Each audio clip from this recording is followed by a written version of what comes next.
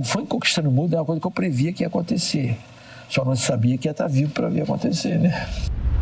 Somente o funk com qualidade e responsabilidade poderá nos proporcionar prosperidade e longevidade. Que a música desperta a sensibilidade das pessoas. Entendeu? Então, eu acho que é um desperdício, cara, não ter um estudo científico sobre a influência de música na vida das pessoas. Que se tivesse esse estudo profundo, eles entenderiam que ter música na creche em diante seria fundamental para a formação do indivíduo.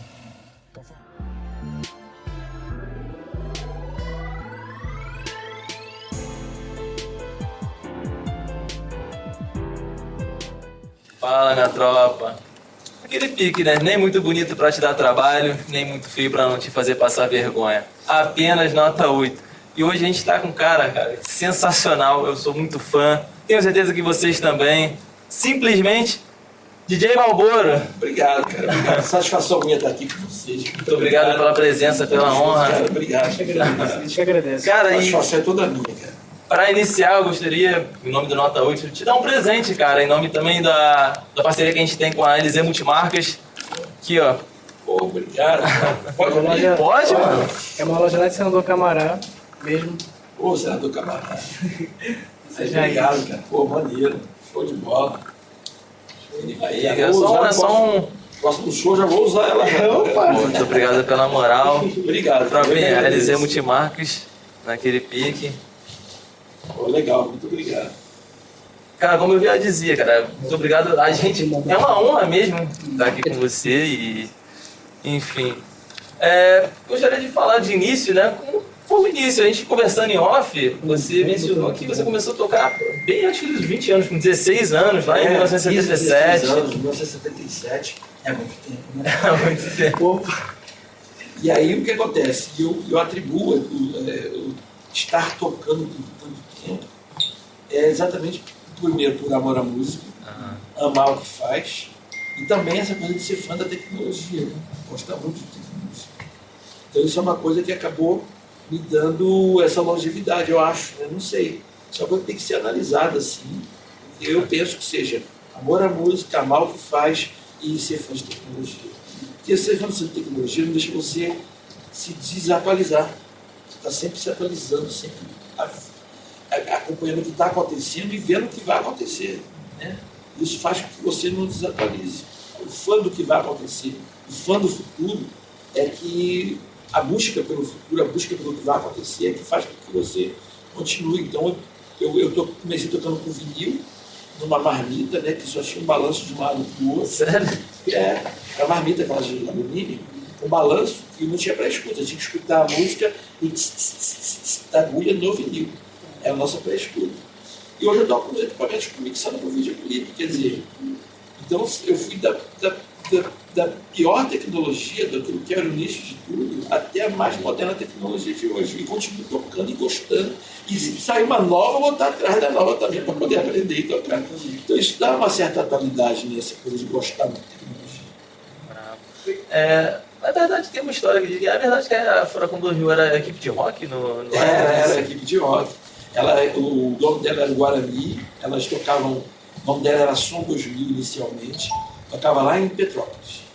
Aí teve uma festa, aliás, um showmício, comício que o presidente, acho que Gastas Udete, se não me engano, ia fazer lá em Petrópolis, e aí eles precisavam do som para poder fazer o comício dele lá no Quitandinha. O presidente vinha do Rio de Janeiro. Hoje ele fica aqui na Marambaia, né?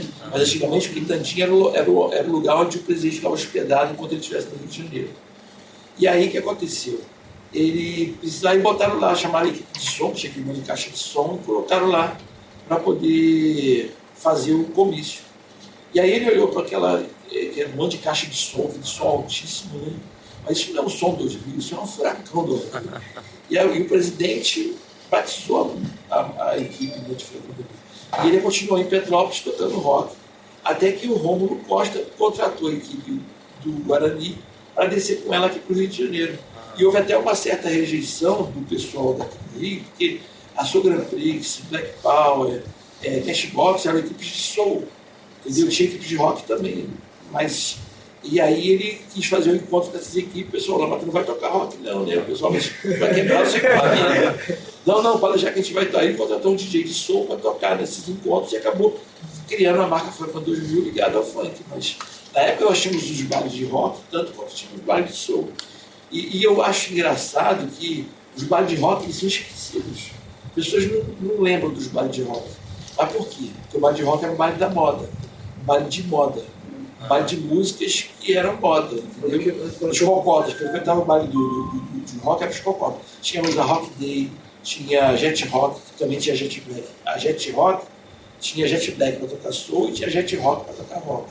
Tínhamos a Rockstyle lá no Niterói. Então existiam as equipes de rock e as equipes de soul. Tinha até uma rivalidade entre os dois, né? Se eles se encontrassem, se os bailes acabassem, se fossem próximos, acabassem em horários semelhantes, eles acabavam tendo briga na rua. Então eles combinavam de acabar em horários separados, quando eram próximos dos bailes, para não ter confusão. Entendi. Os bailes antigamente eram feitos mais em clubes, né? Não era aquela coisa... Quadras, né? Quadra. A quadra dos clubes era onde os bailes se desenvolviam, né? Não tinha casa noturna, não tinha boate. Tinha as boates Zona Sul, mas era boate Zona Sul. Zona Sul, né? Tocava também moda, tocava tudo que estivesse tocando nos Estados Unidos, as paradas Billboard, Cashbox, parada Cashbox da equipe Cashbox, não. Que aconteceu nos Estados Unidos. O baile não, o baile buscava suas próprias músicas, seu próprio som, aquilo que era melhor para o público, independente se estivesse lá fora ou não. Eu achei muito interessante. Eu só vou deixar ele falar da Google. Exato, Tropinha. Queria anunciar também a parceria que a gente tem, tipo, falou da LZ Multimarketing, mas também do Google Produções, que vem editando nossos vídeos. Então, se puderem dar aquela moral, Tropinha, entre lá, sigam lá nosso amigo Google Exatamente. Produções, tem aquela moral e também sigam, divulguem também no Outcast e também DJ Malboro também. Eu achei muito interessante porque a gente assistindo todo o material, né, da entrevista para ter mais conhecimento para essa, você falou uma coisa muito interessante, que o DJ ele é um influenciador, ele não toca playlist que está preocupado com a Billboard, ele traz a novidade, ele ousa, ele não tem uma... ele não pega os tops 10 ou top 100 do Mundial e vai tocando, não, ele vai apresentando para o público aquilo que ele... Eu acho que isso é o papel do DJ, né? Porque acontece o seguinte, tem DJ até que estiver tocando lá fora é o que ele vai tocar aqui, que ele acompanha o que está acontecendo na Billboard, nas paradas, nas revistas internacionais para tocar. O baile nunca teve, sempre foi independente. A gente coloca a música para tocar, é boa, a gente toca, não importa o que ela lá fora. Entendeu? E o baile, o DJ, nós de baile principalmente, a gente arrisca muita coisa, a gente aposta muita coisa. A gente ouve uma música, fica apaixonado, vai pro baile, toca ela 3 vezes no baile, toca todo final de semana até a música sucesso. É acreditar na música, é acreditar naquela melodia, naquela batida, naquele artista, né? Então, quer dizer, isso é uma característica muito importante dos DJs. Porque o DJ que toca, o que está no primeiro lugar da playlist, ele, na verdade, eu acho que, tipo assim, porque essa playlist, ela é suspeita. Por quê? Porque a partir do momento que tem gente que compra seguidor, que compra playlist, ela é suspeita. Então você não pode fazer a sua playlist baseado na ordem das playlists. Eu acho que isso não é tão natural, né? Não parece ser natural. Eu acho que o feeling fala mais do que qualquer playlist. O feeling da pessoa, o feeling do DJ, eu acho que é o fundamental. Então, por exemplo, as pessoas perguntam sempre: o que você vai tocar hoje aí no baile? Não sei. Não sei, porque eu chegar lá vai depender de como a pista vai se movimentar, de que direção a pista vai seguir. Eu sou um piloto, eu não sou um cara que vem com uma ordem pré-escrita para chegar lá e fazer. Se eu sentir que eu tenho uma ordem na cabeça que ela vai dando certo, eu vou seguir na minha ordem. Se eu perceber que minha ordem não foi a direção boa, eu sigo para outra. Aí eu posso seguir para outra.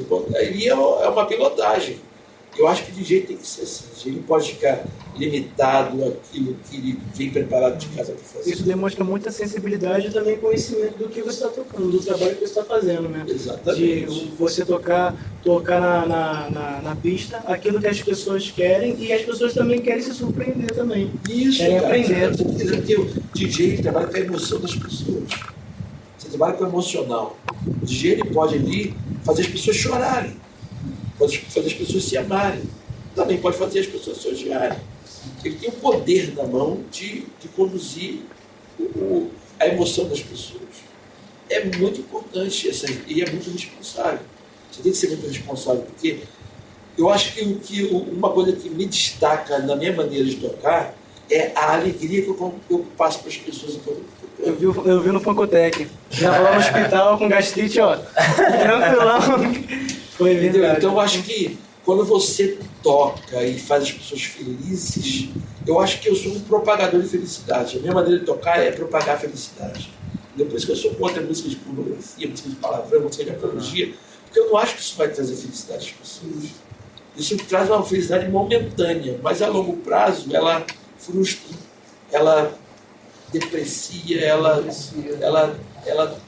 deixa a pessoa com depressão e acaba sendo aquela felicidade momentânea, não é uma felicidade plena, aquela felicidade interna do coração. Porque visando o lucro, né? Eu não, assim, eu creio que se você visasse o lucro no início, não teríamos o funk, né? Mas eu nunca visei, porque se eu fui ser DJ, quando ninguém queria assim. Eu fui trabalhar com funk quando ninguém acreditava no funk. É porque eu sempre tive outro olhar para aquilo que eu estou fazendo. Sempre fiz com prazer. Sempre fiz acreditando no que eu estou fazendo. Licença, só. Você conseguiu captar que hora que a gente chegou? Qual o assunto? Qual o assunto que a gente caiu? Agora mesmo. Agora mesmo? Ah, beleza. Show? 100%?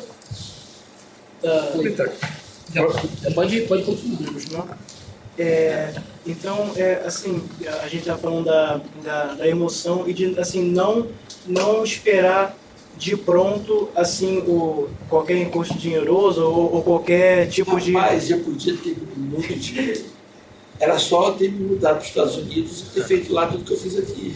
Eu estaria entre os mais ricos, entre os DJs mais bem-sucedidos.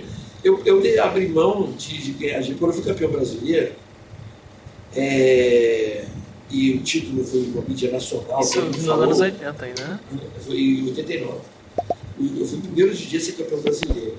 Me ligou rádios, querendo que eu tocasse na rádio, rádios com visibilidade nacional, rádio em rede, Brasil inteiro. Queria que eu tocasse nas rádios, eu ia pagar um salário muito alto, mas eu tinha que deixar de tocar funk. Porque as rádios, naquele momento, o funk era discriminado. Aí eu falei, desculpa, mas minha bandeira eu não vou abandonar. Mesmo que eu fique sem rádio, mesmo que eu não tenha outra rádio, mesmo que eu fique numa rádio menor, ganhando menos, eu prefiro ter minha bandeira, segurar minha bandeira. Então, aquele momento ali, que a rádio, que eu fui campeão brasileiro, que a rádio me chama para essas rádios em rede Brasil inteira. Se eu aceito a proposta, eu não precisava, eu não ia nem precisaria participar do programa da Xuxa, que me deu uma visibilidade nacional, e sou muito grato a ela por isso. Eu teria tido visibilidade nacional antes da Xuxa, porque eu estava numa rede, Brasil inteiro, ganhando um salário absurdamente alto. E aí, mas eu tinha que abrir mão daquilo que eu acreditava, abrir mão do funk. Então, naquele mesmo 89, eu estava lançando o Funk Brasil 1. Eu comecei a enxergar que o Funk Brasil, ele não era só movimento musical, mas também era movimento social.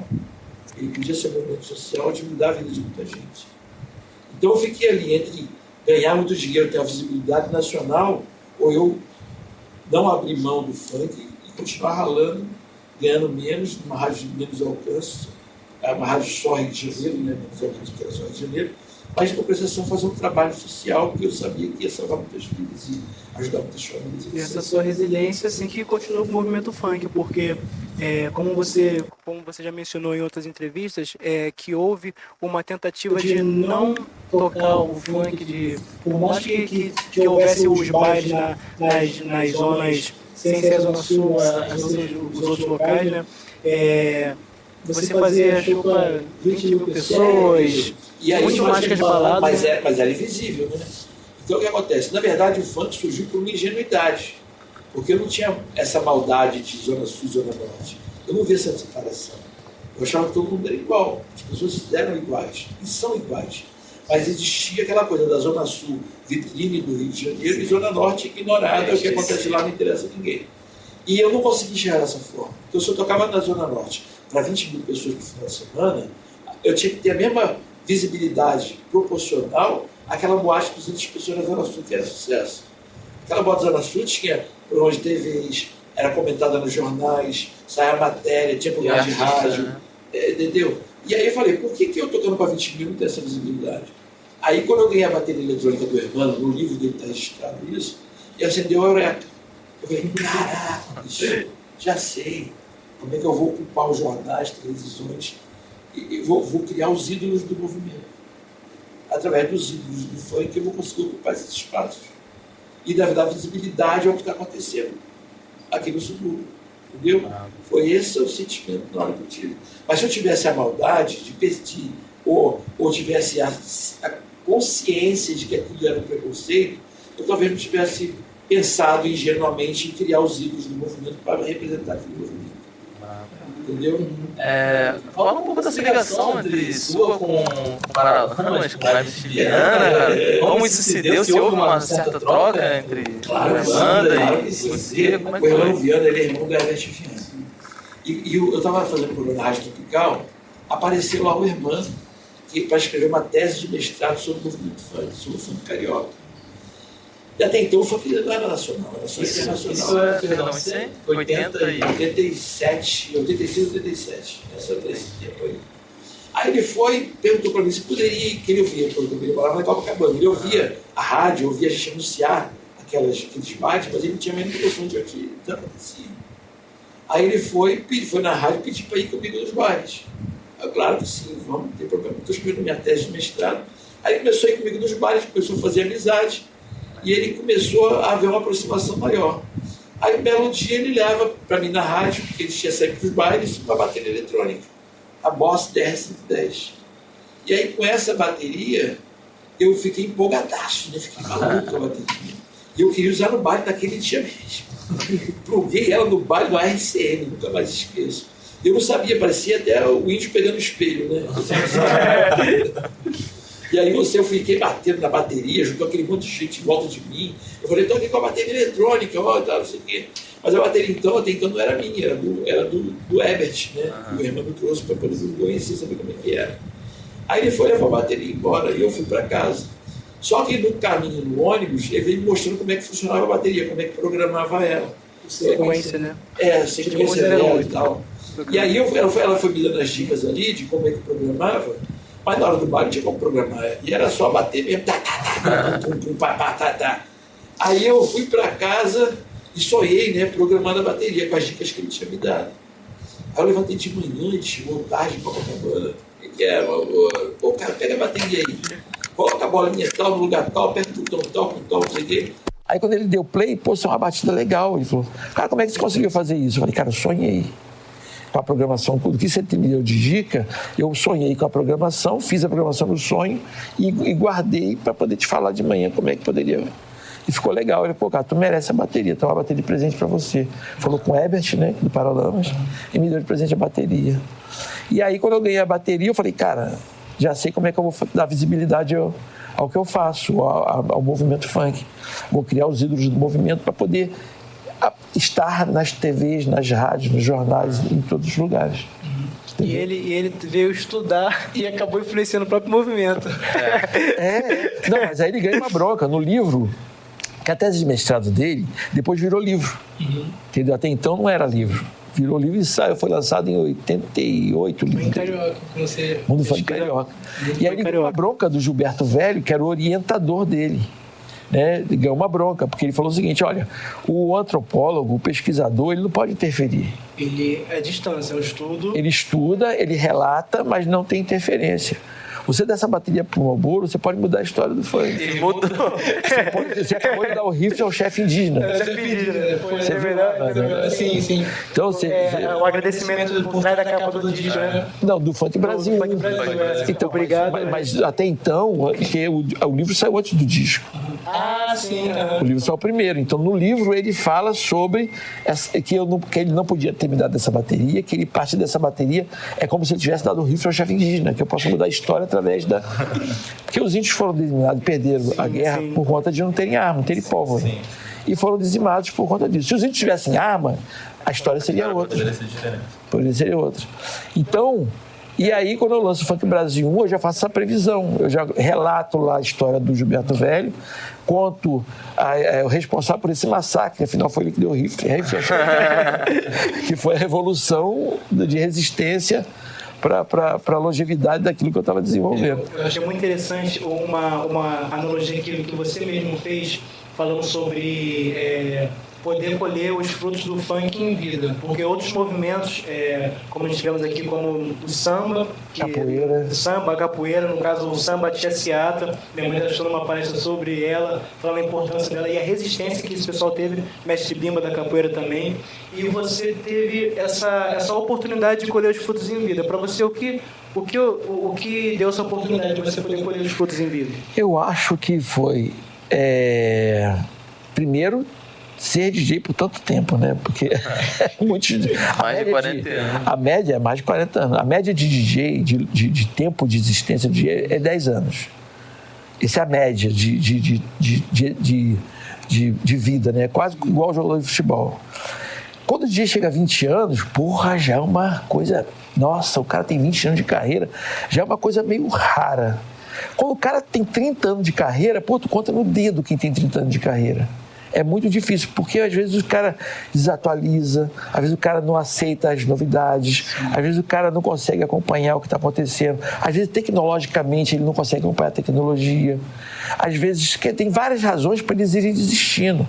Então quando o DJ chega a 30 anos de carreira, é porque é muito difícil. O cara foi muito competente, muito dedicado, muito amor à música para ele conseguir resistir aos 30 anos. Pô, cara, eu tenho 40. Então, e tem amor que eu faço, amo o que eu faço. Sim. Quero continuar fazendo. Por exemplo, quando é que você vai se aposentar? Eu falei, cara, o dia que eu estiver debaixo da terra, o dia que eu passar para outra dimensão, é o dia que eu vou me aposentar. Porque enquanto eu estiver aqui, estiver andando, respirando, estiver com saúde, eu vou continuar tocando, porque eu amo o que eu faço. Entendeu? Eu não faço por dinheiro, não faço por status, eu não faço para aparecer. Eu faço porque eu amo fazer. Entendeu? Independente de resultado A, B, C, D, eu não procuro fazer o que dá certo, eu procuro fazer aquilo que eu sinto prazer de fazer. Entendeu? Isso é o que as pessoas devem fazer sempre. Eu estava fazendo uma analogia também, que eu...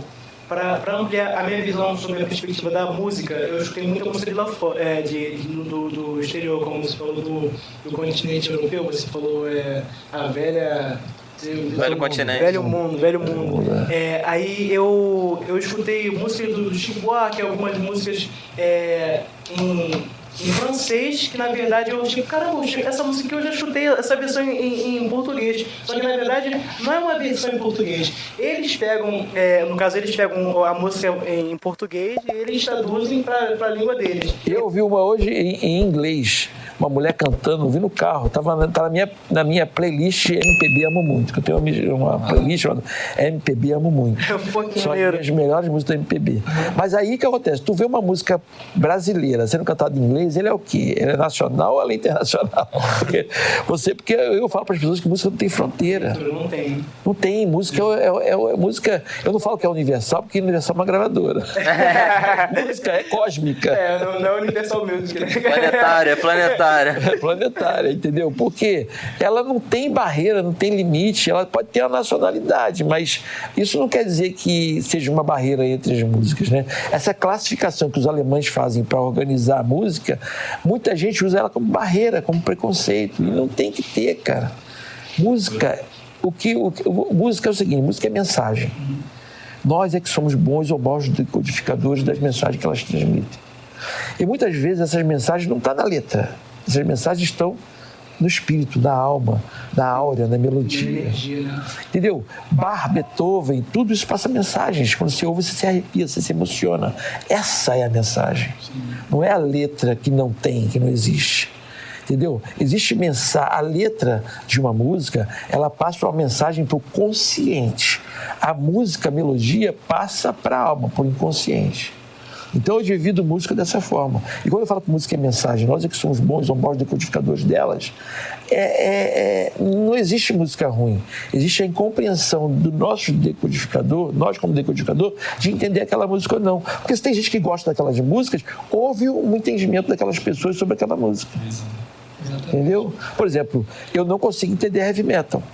Já tentei ouvir. Eu não sou o único. Eu fico ouvindo, Rompe o buscando. possível, né? Eu falo, cara, não consigo compreender. Não é que seja ruim, porque tem fãs que tem que ser respeitados porque gostam. Não é que ela seja horrível, que ela seja... Não, eu só não consigo compreender as mensagens do heavy metal. A gente procura uma melodia ali pra ver se... Mas Eu gosto de melodia, eu gosto de entender, uma coisa, eu gosto de, entendeu? A minha alma não tem identidade com aquilo que está sendo feito, aquela sonoridade não tem identidade comigo. E aí é ruim? Não, não é ruim. O meu decodificador que eu não consigo compreender. Exatamente. eu fazer uma... Só uma pergunta antes do Rafael continuar. Eu tava vendo ali, quando eu cheguei ali embaixo, e tava lá 30 anos do Funk Brasil. Na verdade são 34, né? Vamos fazer 34. Foi feita há 4 anos atrás das festas, né? Queria saber como é que foi o processo de criação daquele disco, se você resolveu resistência na gravadora. Nossa, enfim, mãe, foi muito difícil, né? Funk Brasil, eu ia fazer independente. Por quê? Porque eu sabia que... Na verdade, vamos voltar mais no tempo, né? Eu tinha um amigo meu que ele tinha um estúdio lá na Barra, o nome dele é Armando Mendes. Ele é filho do Amazonino Mendes, que foi governador e prefeito de Manaus e foi governador do Amazonas por muito tempo. Ele morava na Barra e fizemos amizade. E aí, o que aconteceu? Eu passei a frequentar o estúdio dele e vi como é que funcionava. Eu não tinha equipamento ainda. Tinha só aquela bateria que o irmão tinha me dado e estava ali tentando criar grupos. Primeiro criei foi o Funk Firmeza e o África Batata. Foi logo os 2 primeiros grupos que eu criei. África Batata, uma alusão à África Bambata, mas na minha nacionalização ficou África Batata. Uma referência, né? É uma referência. Ainda naquele documentário, o pessoal dançando o... Isso. Tinha encontros no centro do Rio? Tem, lá na Carioca. A gente roubava Dançando break, poder o fazendo pessoal todo dançar movimento. e tal, era legal. A gente fazia, ele botava tinha uma Brasília do amigo meu, a gente colocava caixa de som em cima e ficava na rua ali tocando. Não sabia que era seu. Foi o primeiro grupo que a gente criou, assim, logo no início, logo que dava com a bateria eletrônica. E aí eles ficavam chateados, né? Porque a gente passava, às vezes, sem dormir, 3 dias sem dormir, fazendo música. Eu já tinha programa na rádio e eu não tocava a música. O Moro, toca a música lá na rádio. Eu falei, não, cara, não. Tá muito ruim. Porque eu sempre me dividi, né? Me dividi como... eu me divido em tipo assim... E quando eu ouço uma música, eu ouço ela como produtor para saber se aquilo tá legal ou não tá. Depois eu ouvi a música como radialista, como DJ da rádio. E aí eu fazia a minha análise, sabia se eu ia tocar aquilo na rádio ou não ia. Depois eu fazia o papel do DJ do baile, para saber se eu ia tocar aquilo no baile ou não. E depois de ouvir como radialista, eu ouvia como público. Então tudo que eu fazia com eles, eu ouvia dessas 4 maneiras. E aí o que acontece? E eu não gostava, não. O DJ do baile, eu não vou tocar isso no baile, não. Porque o produtor se empolgava, porque ele ficou ali 3 noites sem dormir, claro que ele vai achar maravilhoso, porque está envolvido com o que ele está fazendo. Mas quando eu ouvia como radialista, como DJ do programa da rádio, eu falava, esse troço é ruim. Quando eu ouvi como DJ do baile, eu falava, eu não toco isso no baile, não. Quando eu ouvi como público, eu achava curioso, diferente, mas não gostava também muito, não. Então, essa divisão me fazia ter um senso crítico. Macro, né? Sempre falou sobre visão macro. Um senso crítico do que eu poderia arriscar, porque eu não podia errar. O primeiro passo do funk tinha que ser acreditando. Eu tinha que agradar a todos os 4 que eu me dividia. E aí, esse meu amigo recebeu uma bateria de fora chamada SP1200, da Emo System. Aí ele estava na caixa, a bateria, estava no quarto dele, estava eu e a Abdullah lá na casa dele. Ele falou, pô, Moro, vê lá, abre lá a bateria lá, vê se ela é boa. Aí foi eu e a Abdullah para lá, abri uma bateria, peguei, comecei a futucar. Eu não lia manual, não lia inglês, não sabia falar inglês. Então eu mexia no instinto, ia apertando o botão para poder fazer as coisas, instintivamente aprendi as coisas no instinto. E aí o que acontece? Aí eu falei, pô, vou fazer a versão da Mulher Feia, da Mulher Feia, que já era uma música do Manfred Mann da década de 60, que foi sample, pelo Flávio Cru naquele momento. E eu falei, vamos fazer a versão da Mulher Feia para a gente poder ver como é que fica com sampler, porque ela era bateria sampler, né? Aí fizemos lá o Melô da Mulher Feia. E fizemos assim, coisa de 15 minutinhos, muito rápido fizemos a música. Cara, eu passava 3 dias fazendo uma música e não dava certo. Quando eu acabei de fazer a melodramografia como teste da bateria, o Eureka acendeu de novo. Cara, achei o caminho. Putz, a música não pode ser falada, tem que ser cantada. Nós somos povos de costumes melódicos. Sim, porque o África Batata tinha aquele lance. Falado, o hip hop era falado. O lado A dos discos que a gente recebia era tudo falado. Sim. Então, o que eu vinha fazendo com Funk Firmeza era uma coisa mais melódica, mais na linha do charme. O que eu vinha fazendo com África Batata era uma coisa falada como o hip hop americano. Então, quando eu fiz a Melodia da Mulher Feia, eu descobri que nós não podemos falar. Que a melodia tinha que ser simples, como era do I Did, não podia ser complexa, como o Funk Firmeza fazia, e nem podia ser falada como a África Batata. Ela tinha que ser melódica, mas com uma melodia infantil, uma melodia simples, para as pessoas decorarem a letra. Sim. E aí, aquilo eu fiquei empolgadaço. Eu não dormi aquela noite ansioso para tocar na rádio no dia seguinte. Os 4 meus sensores aprovaram a música, ficaram doido para tocar música. Aí quando eu toquei a música no dia seguinte, nossa, mas no dia seguinte era mais pedida da rádio, outras rádios me ligaram para pedir a música. Foi assim, foi uma avalanche. Mas por quê? Porque eu sabia que aquele era o primeiro passo que eu podia dar com a música.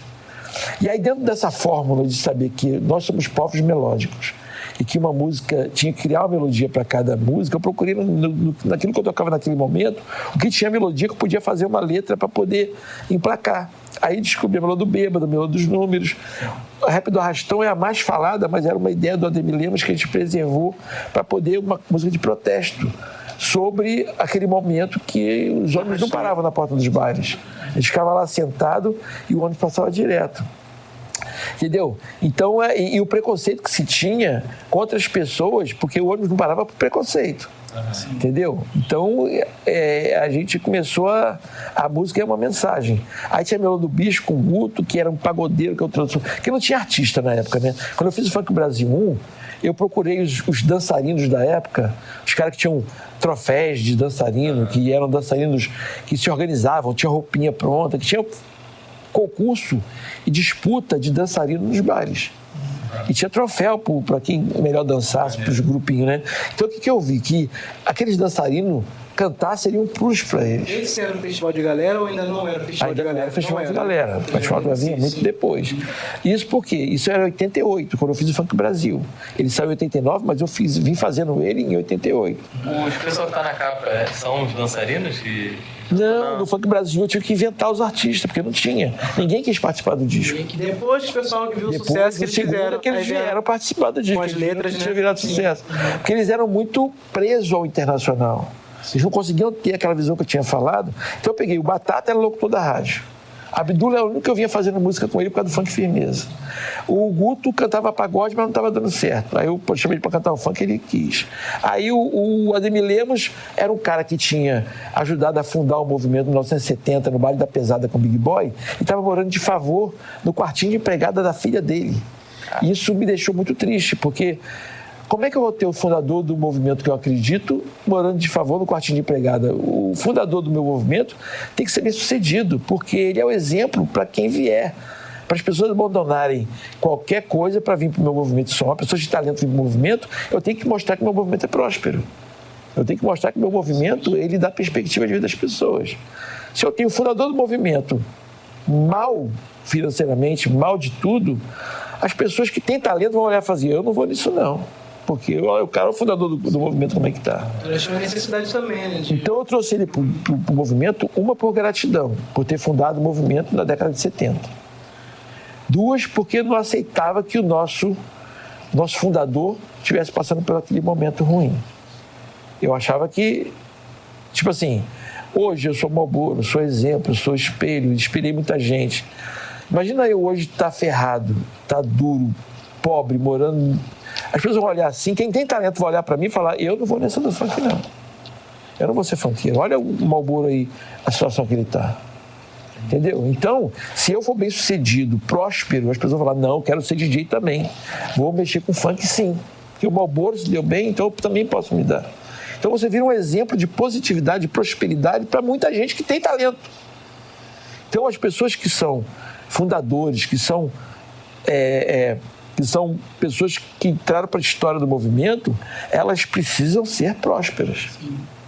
Porque se você não for próspero, você faz com que o movimento não se alimente de pessoas talentosas. Claro que vem muito oportunista também. Muita gente que está ali só pelo interesse da fama e do dinheiro. O amor à música fica em segundo plano. Vêm essas pessoas. Mas também vêm as pessoas que às vezes estão com uma arma na mão e que tem talento que não vai para o funk porque não tem prosperidade. Quando ele vê que o funk é próspero, ele larga a arma e pega o microfone e vai virar artista. Como se lá o cara larga a enxada, o cara larga ou qualquer coisa que esteja fazendo, que ele está fazendo aquilo por falta de opção, porque é o que chegou até ele de oportunidade, de necessidade, e ele tem talento. Quando ele vê que tem prosperidade, ele larga tudo e vai. Então, por isso que quem é do funk tem a obrigação de demonstrar prosperidade, de ser próspero, para poder você inspirar as pessoas. Naquele momento você preservou as raízes, como você fala de preservar as raízes, né? No YouTube, eu chamando o Ademir Lemos no palco, isso bem depois, né? Porque depois eu fui conhecer o Ademir pessoalmente, conviver com ele e saber por que ele estava passando por tudo aquilo, entendeu? E aí eu fui descobrir que não adiantava quantas oportunidades dessas para ele ia fazer a mesma coisa. Ele me falou, e as palavras dele foram as seguintes, exatamente essa, Malboro. Porque ele, depois que ganhou dinheiro, fez sucesso, televisão, lançou LP pela EMAI, Rap da Rapa, depois aí ele voltou a ficar ferrado de novo. Caramba, eu fui conversar com ele, Ademir. E na época que ele estava ganhando muito dinheiro, eu falei, Ademir, junta um dinheirinho, cara, investe em alguma coisa. Você está morando de aluguel em Copacabana, de frente para o mar, pagando uma fortuna de condomínio de aluguel. Por que você não compra uma casa em Belfor Roxo, em Caxias, e um lugar mais humilde, mais simples, que você pode comprar uma coisa que é a sua terra, que é seu chão, que é seu teto. Mas você tem que correr atrás só para comer. Mas você tem onde morar. Você não vai mais morar de favor no quartinho de empregada da sua filha. Aí ele falou para mim assim, com essas palavras, amor, eu sou o tipo da pessoa que hoje eu posso não ter um tostão, parar na frente de uma sorveteria e não ter o dinheiro para comprar um picolé. Mas o dia que eu tiver dinheiro, eu vou chegar naquela sorveteria, pedir o sorvete mais caro, com todos os chantilis, vou exigir a cereja da ponta do coisa, porque eu quero ter o prazer daquele momento de comer aquele sorvete. Eu falei, mas não é melhor você comer picolé todo dia do que você gastar uma vez só naquele sorvete tão grandão? Ele falou, não era, eu não consigo. Caraca. Ele foi sincero, né? Não, e isso foi a palavra dele para mim. Poxa. E eu falei, cara, então não tem como te ajudar. Porque a gente não pode perder energia com as pessoas que você não vai mudar de vida. Aí ele, mas me ajuda aí de novo, na segunda vez. Ele, me ajuda de novo, cara, tô precisando, você me ajudou muito, eu sou muito grato a você. Mas eu preciso de oportunidade de novo, porque, cara, mas eu vou te ajudar e você vai se afundar de novo. Você vai vir num ciclo de sobe e desce como você vinha antes de eu te conhecer. Você foi um cara na Top Tape, quando existia a Top Tape, que tinha uma mesa linda, uma sala só sua. Você viaja para os Estados Unidos, para Nova York, como quem vai à esquina. E voltava. Você viveu com uma ostentação e um sucesso muito grande, merecidamente, mas que você, de repente, não soube administrar. Não soube administrar. Então, eu quando te ajudei, eu achei que o erro foi, eu não sabia qual era o erro, onde é que estava o problema, mas eu tinha que te ajudar.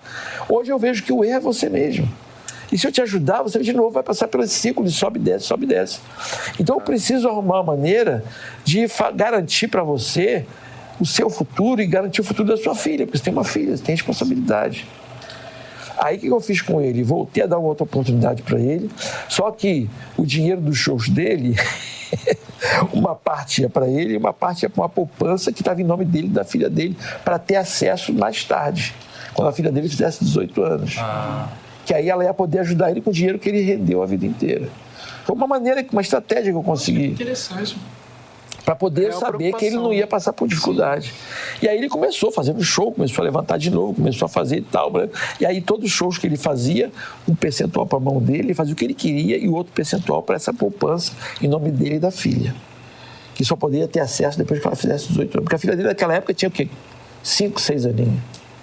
E por que morando de favor no quarto de empregada da filha dele? Porque a mãe da filha dele aceitou ele ficar morando no quarto de empregada. Entendeu? Que era mãe da filha dele, mas era a casa da filha dele. Bom, resumindo, chegou uma hora que ele falou, amor, dá não, eu preciso receber meu dinheiro todo. Eu preciso ter meu dinheiro na mão. Eu não consigo. Eu não... E aí, o que acontece? Não, cara, nós combinamos assim, vai ser assim. O que ele começou a fazer? Começou a furar os shows. Para obrigar a ter que dar o dinheiro todo na mão dele. Aí eu falei, cara, desisto de você. Toma aqui seu dinheiro, segue seu rumo. Eu não tenho mais o que fazer. Estou tentando te ajudar para que você não passe por dificuldade. Mas eu não posso, eu não sou dono de você. Eu não posso tirar a sua liberdade. Eu criei um sistema de você ter amanhã um dinheiro na sua velhice para você poder se sustentar.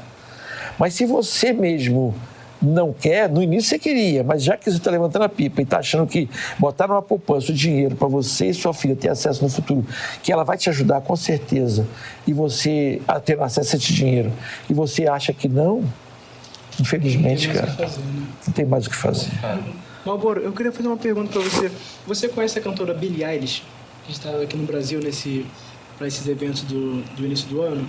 Billie Eilish? Billie Eilish. Não. Ela canta, ela tem um álbum chamado Bossa Nova da Billie, né? No caso, eu tava fazendo essa analogia dos estilos brasileiros que vão lá para fora, que no caso as músicas de Bossa Novas que foram gravadas por Frank Sinatra antigamente, hoje em dia elas continuam sendo apreciadas pelos jovens. O que eu ouvi hoje foi gravado por Terry Dessário. Terry Dessário? Terry Dessário. Sabe quem é Terry Dessário?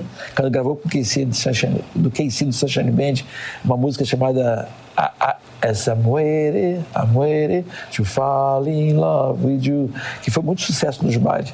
E aí eu ouvi Terry Dessário cantando essa música, que legal, tá na minha playlist da MPB. Deixa eu ver se eu consigo até. Cadê? Aí eu vim ouvindo ela no caminho, eu falei, cara, que maneiro, cara. Eu fiz uma comparação nisso, no caso que a mesma influência que a Bossa Nova teve da década de 50 até hoje, você teve uma influência que no caso... Começou nos anos 70 até... Não, no caso, você está falando sobre... No caso da Bossa Nova aí, de Luiz Bonfá até Billie Eilish, e o funk de DJ Malboro até Diplo. Você tá vendo essa influência que Chegou você... aí no Wikipédia do Diplo? Sim. Viu você lá ele falou, falando, meu mentor e tal. Mentor. Isso é muito interessante. Acontece, mas muita gente é fã do Diplo e odeia o funk, mal sabe. Tem um pouco de funk ali. Rapaz, ali tem uns ensinamentos. Mas, de novo, uma pessoa que estuda música foi totalmente sugada pelo movimento. O funk tem esse poder. Né, cara? Tem esse poder. Mas ele Eu acho a sinceridade que tem. Favelado, mas Ninguém fica parado, né? Aqui, essa é a minha playlist, ó. MPB amo muito. Deixa eu mostrar pros dois. MPB amo muito, tá vendo? Ih, vai ter que deixar disponível pra mim. Bebeto, Cartola. O que mais isso aqui? Bebeto, poxa. Da Fé, Cassiano, Hildon, Tim Maia, toda a minha gente. Só. Aí eu gosto muito, né? Aí eu vou botar aqui Terry Dessário pra te colocar um pedacinho da música, peraí. Terry Dessário, artista, tá aqui. A música que conhecida dos bailes, tô com essa aqui, essa Moeira, ó. I'm ready. Lembra essa música?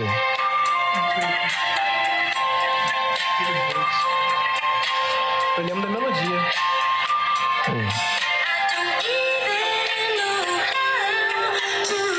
Eu lembro da melodia. Muito boa, né? Muito boa. Mas eu quero aqui achar a que tá na minha playlist. Eu tenho que procurar dentro da playlist. Deixa eu ver aqui, peraí. Também é da Terry Dessário? Que é da Terry Dessário. Como é que ela gravou? Consegue. Quer ver? Procurar Consegue, nessa isso. playlist. Aqui. Pode procurar. Escreve o nome do artista. Aqui, ó. O áudio dá ok? O nome da... Wave? Wave. É João Gilberto, Wave. Influência purinha da Muito bom, ela tá Bossa Nova.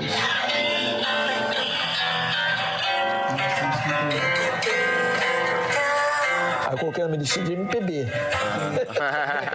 Show de bola. Mesmo que seja...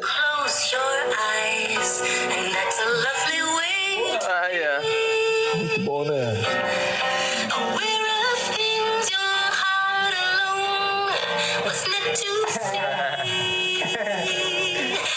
Fundamental, é mesmo, amor. É impossível você feliz sozinho, hein? Feliz sozinho. É impossível ser feliz sozinho. Entendeu? Então, e aí... Vinícius de Moraes, é melhor se sofrer junto do que mal... Do que Ele indiretamente. sofrer junto do que ser feliz sozinho, isso aí. Então, o que acontece? Mas aí o que eu fico, assim, um pouco triste, assim, com muita gente, é que as pessoas não valorizam, cara. Entendeu? Tipo assim, existe a minha geração que não valoriza isso. Tem uma geração que veio depois que não valoriza uma coisa que veio antes. E outra geração que não valoriza o que veio antes e outra que não vem antes. Existe uma desinformação, uma descontinuidade, né? Ingratidão, desinformação e falta de interesse. Porque quando eu comecei a ser DJ, eu comecei a ser DJ, eu falei, cara, muito legal isso, eu quero ser isso, é isso que eu vou ser, é isso que eu vou me dedicar, apesar de não ter nenhuma perspectiva futura, de não ter nenhuma perspectiva de prosperidade. Mas o que eu fiz? Eu olhei para trás. Eu olhei para trás e olhei a história da capoeira, olhei a história do samba, olhei a história da MPB, eu fui olhar, conhecer quais foram os erros e os acertos de todos os movimentos, para criar alguma coisa para frente. Então, as pessoas que se propõem a ser DJ hoje, ou ser músico hoje, ou ser MC, ou cantor, seja o que for, eles têm que olhar para trás para não cometer erros que foram cometidos e que servem de exemplo para ele não cometer, para ele não seguir direções diferentes, para ele aproveitar o que deu certo, para ele repetir o que deu certo, para construir uma história mais próspera para frente. Então, eu acho que falta nas pessoas exatamente essa consciência de olhar para trás, não ficar preso no passado, mas aprender com o passado, aprender os erros e aprender os acertos.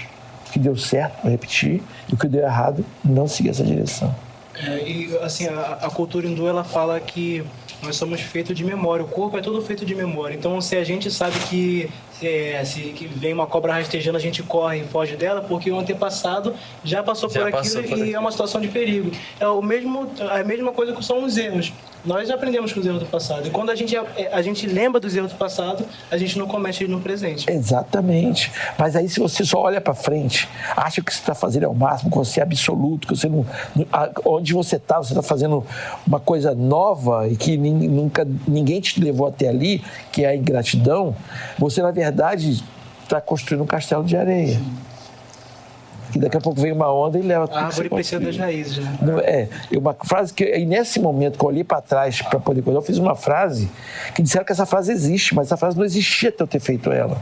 Eu falo o seguinte, que nenhuma árvore cresce, floresce e dá bons frutos sem a preservação das suas raízes. As pessoas dizem que a frase existia ou existe. Eu falei, não, cara, essa frase eu criei. Tenho certeza, se ela proliferou, se ela espalhou, cara, eu tenho certeza que eu nunca tinha escutado ela antes, mas foi... Eu tenho muitas frases que eu crio, né, assim, que eu às vezes anoto no meu bloco de notas lá, exatamente porque eu acho que são frases importantes, né, onde você pode inspirar outras pessoas, né. Quem sabe meu bloco de notas amanhã fazer um livro, né, de... Sim, o exemplo ele arrasta, até né? pegando um pouco desse gancho, em relação a influenciar as novas gerações a ver o que aconteceu no passado, a ter como exemplo... alguns anos atrás, não sei se você lembra, tem, eu acho ainda, o projeto Orquestra nas Escolas. E o senhor participou, acho que foi antes da pandemia, se não me engano. Foi na Cinelândia. Logo antes da pandemia, pouquinho antes da pandemia. Foi na Cinelândia, foi onde crianças de diversas escolas, a minha irmã tocou violino, diversas crianças tocaram diversos instrumentos. Beijo, Cissa, que é muito talentosa. Fiquei muito feliz, cara, fiquei muito feliz. Nossa, que felicidade. E emocionado, né? Que pra mim era uma emoção muito grande. Estar naquele projeto, naquela hora, naquele momento, vivendo aquilo. Eu não sei se é por eu ver a grandiosidade do que eu estava fazendo, né? De estar ali inspirando as pessoas, de estar junto com essa juventude, junto com essa nova geração, movimentando música. Eu tenho uma tese de que música nunca deveria ter saído das escolas. Porque a pessoa que se envolve com música, que toca um instrumento, ela se torna menos cruel, ela dá mais valor à vida, ela fica mais apaixonada, ela fica mais sensibilizada e mais sujeita às paixões, seja ao ser humano, seja a música, seja a vida, seja paixão e respeito a outra pessoa. Então a música, ela toca o ser humano, ela sensibiliza as pessoas, ela torna uma pessoa que poderia ter uma direção ruim, essa música pode desviar através da sensibilidade daquela pessoa, despertar nela um sentimento de solidariedade, de amizade, de fraternidade, que não conseguiria ser desperto por outras coisas. Então, acho que música nas escolas nunca deveria ter saído. A música, ela ativa todas as áreas sensíveis do cérebro. Isso, não existe Tem o ritmo, tem a melodia, tem... Então, mas isso é uma tese, mas tinha que ser uma ciência. Sim. Essa influência da música sobre o ser humano, sobre as crianças, sobre todos, tinha que ser uma ciência levada a sério. A música usada como tratamento também é uma realidade também. É uma Quando realidade. as pessoas estão em coma, tocar a música que a pessoa gosta ajuda também, né? Mas por que só estudam música quando a pessoa está em coma? Por que não estuda música Em vida, mano. em vida? Por que não estuda Forma preventiva, música né? como influência benigna para o futuro e inspirações das pessoas? A música tem esse papel, cara. Quando você vê na Bíblia escrito o maior dom do homem é a palavra, não é propriamente a palavra que o homem fala, mas a sonoridade emitida no planeta, no cosmos, a sonoridade produzida pelo homem que sensibiliza outras pessoas. Entendeu? O maior dom do homem é a palavra, não é a palavra, é a sonoridade. Eu entendo que seja sonoridade. Sonoridade emitida pelo homem. Aquelas notas que você combina e faz uma melodia, uma harmonia. Se música não tivesse importância, nós não tínhamos músicas para a pátria, não tínhamos músicas para a guerra, não tínhamos música para a bandeira, não tinha... Se música não tivesse importância, não tinha música para coisas tão importantes da nossa vida. Verdade. Que marcam a nossa vida, que motiva. Tem hino, tem música para a guerra. Os tambores de guerra, tem toda uma história. Entendeu? Eu lamento muito também no Brasil, além de não ter música nas escolas, ali na creche. Sim. Entendeu? Na creche, as crianças tirando música, fazendo música, ensinando música. E toda a vida dela ter música. Eu duvido que nós teríamos assassinato, crime. Não tinha como ter, porque as crianças iam estar crescendo com sensibilidade, com amor, com fraternidade, com generosidade. Que a música desperta a sensibilidade das pessoas. Entendeu? Então, eu acho que é um desperdício, cara, não ter um estudo científico sobre a influência de música na vida das pessoas. Que se tivesse esse estudo profundo, eles entenderiam que ter música na creche em diante seria fundamental para a formação do indivíduo, para a formação do ser humano. Eu tive essa contemplação quando eu vi a minha filhada Marina, um beijo, Padrinho te ama, a minha filhada Marina escutando o Roberto Carlos naquela Mundo Bita, uma releitura da música do Roberto Carlos, Como é Grande Meu Amor por Você, que é uma música falando sobre amor e que ela vai continuar para sempre. É sinônimo de amor aquela música. Então, como tantas outras músicas também. Então, cara, o que eu tô falando, a outra frase que eu criei, eu repito muito essa frase, relacionada ao funk, é que somente um funk deixa eu ver aqui, somente o funk com qualidade e responsabilidade poderá nos proporcionar prosperidade e longevidade. Eu ia até perguntar isso, assim, como você enxerga, primeiramente assim, como praticamente o pai do funk, carioca, como a gente conhece, como você se sente vendo o funk conquistar o mundo e como você vê o momento atual do funk no Brasil? Então, o funk conquistando o mundo é uma coisa que eu previa que ia acontecer. Só não sabia que ia estar vivo para ver acontecer, né? Nem nativo.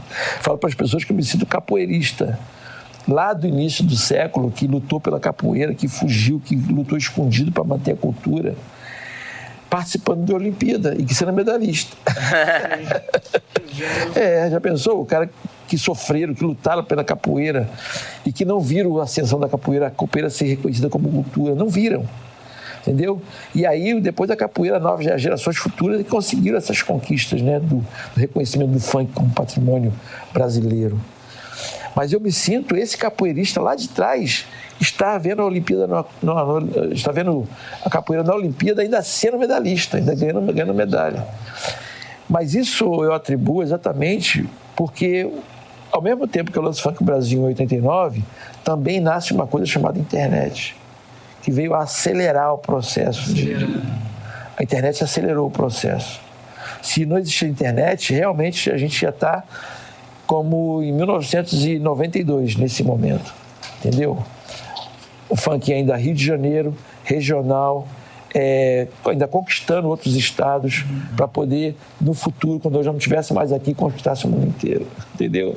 Mas não, a internet fez a globalização, fez espalhar a velocidade da música, de informação, a curiosidade do ser humano para saber que música é essa que vem do Brasil, que a gente não conhecia. E aí a coisa vai crescendo, e hoje a gente tem... E aí eu nativa tocando, sendo DJ, vendo o que está acontecendo no mundo inteiro em relação ao funk.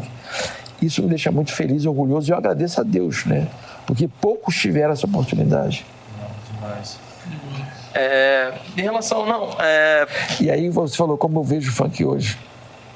Eu hoje fico muito triste pela falta de conscientização dos artistas e produtores de continuar fazendo músicas pornográficas de palavrão, que não vai levar o funk a lugar nenhum, a não ser destruição, né?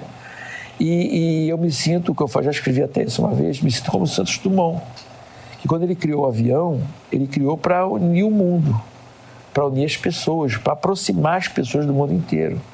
Uma viagem que você levava para a Europa 3, 4 meses para chegar, você ia chegar em algumas horas. Então isso aproximaria o mundo, isso uniria mais as pessoas, aproximaria mais todo mundo. Aí em um determinado momento ele viu o avião dele ser usado para guerra, para matar pessoas, para separar pessoas, para desunir as pessoas. É um desgosto profundo, né, que ele sentiu naquele momento. Ver sua criação sendo usada para o mal. Ver a sua criação sendo usada erradamente. Não era a proposta dele quando fez a sua criação.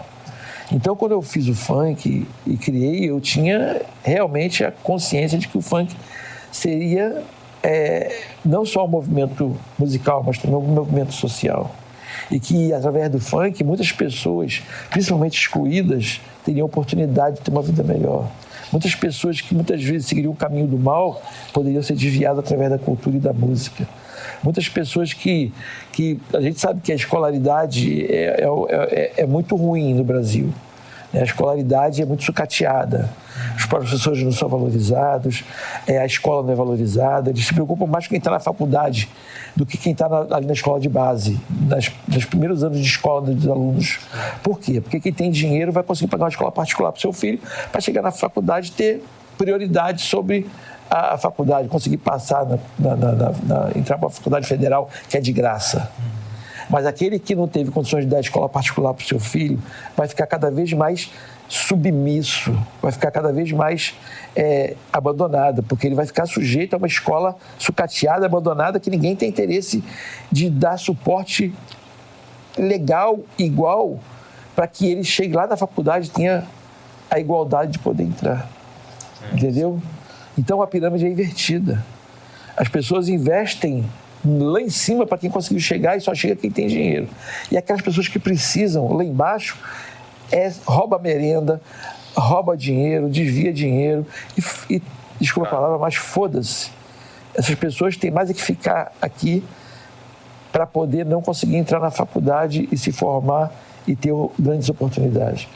Então, esse sucateamento da nossa escola pública, esses desleixos, esses desvios de verba, essas roubalheiras que acontecem e que faz com que as pessoas não tenham oportunidade de ter de entrar na faculdade, de se formar, é muito difícil.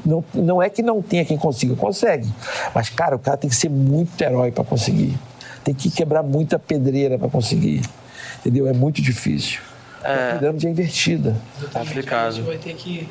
infelizmente a gente vai ter que... Muito difícil agora. encerrar, porque o papo tá maravilhoso. Antes de encerrar, eu queria que o senhor já ficasse com o nosso bordão na cabeça, que o senhor vai encerrar com ele, que é nem muito bonito pra te dar trabalho, nem muito feio pra não te fazer passar vergonha. Apenas nota 8. Cara, melhor escrever. É muito... Que é bem, ó, nota 8 é bem acima da média. Bem acima da média. É muito grande. Mas a gente, nem muito bonito pra te dar trabalho, Nem muito bonito para te dar trabalho, E nem muito feio pra não te fazer passar vergonha. nem muito feio para não fazer passar vergonha. Nem muito feio para não fazer você passar vergonha. Tá. Apenas nota 8. Apenas nota 8. É isso, Tropa. Apenas DJ Malboro. Apenas DJ Malboro. Tropa, antes de encerrar, queria pedir pra vocês seguirem o nosso canal lá, Nota 8 Cast. Se possível, divulguem também, deem aquela moral. Rapaziada, compartilhem. Rapaziada, sigam Gogô Produções. O cara que tá dando uma moral enorme aí nos nossos conteúdos e divulgando. Porra, Valeu, Rodrigo. estrutura Tamo maravilhosa. junto. Rodrigo, tamo junto.